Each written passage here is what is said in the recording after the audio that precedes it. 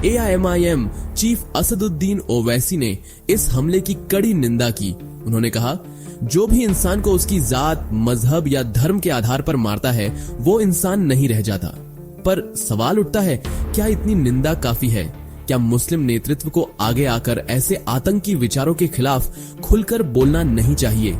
क्या ये संयोग है कि TRF भी ऐसे समय पर सिर उठाता है जब देश का माहौल सबसे नाजुक होता है?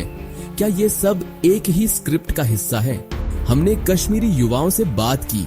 अली नाम का एक कॉलेज छात्र बोला, हम खुद डर में जीते हैं, ये हमला हमारे लिए भी शर्मनाक है। एक बुजुर्ग बोले, जो भी निर्दोष मरे हैं वो हमारे मेहमान थे और हमारी संस्कृति में मेहमान भगवान होता है।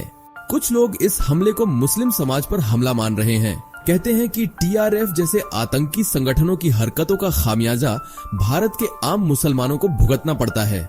क्या ये वही रणनीति है जो आतंक फैलाकर पूरे समुदाय को कटघरे में खड़ा करती है? क्या TRF का मकसद सिर्फ आतंक नहीं, मुसलमानों को बदनाम करना भी है? पहलगाम के पास 22 सारण घाटी में 26 निर्दोष लोगों की हत्या कर दी गई। हमलावरों ने धार्मिक पहचान पूछकर सिर्फ पुरुषों को गोली मारी। कुछ जोड़े नव विवाहित थे, कुछ घूमने आए पर्यटक। TRF यानी द रेजिस्टेंस फ्रंट ने हमले की जिम्मेदारी ली। ये संगठन लश्कर-ए-तैयबा का ही एक रूप है। उन्होंने कहा कि ये हमला बाहरी लोगों की बसावट के खिलाफ था। इस दिल दहला देने वाले हमले पर सोशल मीडिया दो हिस्सों में बंट गया। कुछ लोग हमदर्दी दिखा रहे थे तो कुछ नफरत फैला रहे थे। और टीवी डिबेट में चुप्पी, क्योंकि शायद यहाँ TRP नहीं थी। एक महिला की आंखों से बहते आंसू थे।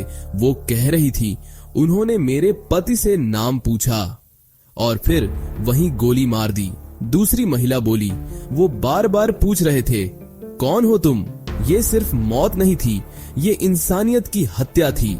TRF को लेकर पहले से ही खुफिया एजेंसियों को शक था।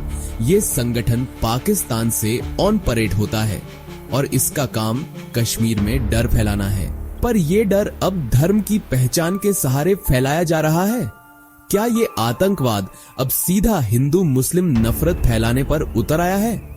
आतंकवाद का कोई धर्म नहीं होता, ये बात बार बार कही जाती है। पर जब किसी को धर्म पूछकर मारा जाए तो ये सिर्फ आतंक नहीं, साजिश बन जाती है।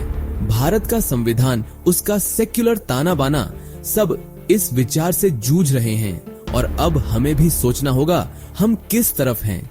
क्या ये हमला इंसानियत पर हमला था या एक समाज को बदनाम करने की साजिश? क्या ओवैसी जैसे नेता सिर्फ ट्वीट तक सीमित रहेंगे या सामने आएंगे? क्या कश्मीरी जनता अब खुलकर बोलेगी कि वो आतंक के खिलाफ है? और सबसे बड़ा सवाल, क्या हम बतौर देश इस नफरत से लड़ने के लिए तैयार हैं? अगर आपको लगता है कि ये मुद्दा सिर्फ एक राज्य का नहीं बल्कि पूरे देश की आत्मा का है तो इस वीडियो को शेयर कीजिए, अपने दोस्तों से बात कीजिए और सब्सक्राइब कीजिए अनस हाशमी चैनल, जहां सच्चाई से भागा नहीं जाता, उसका सामना किया जाता है।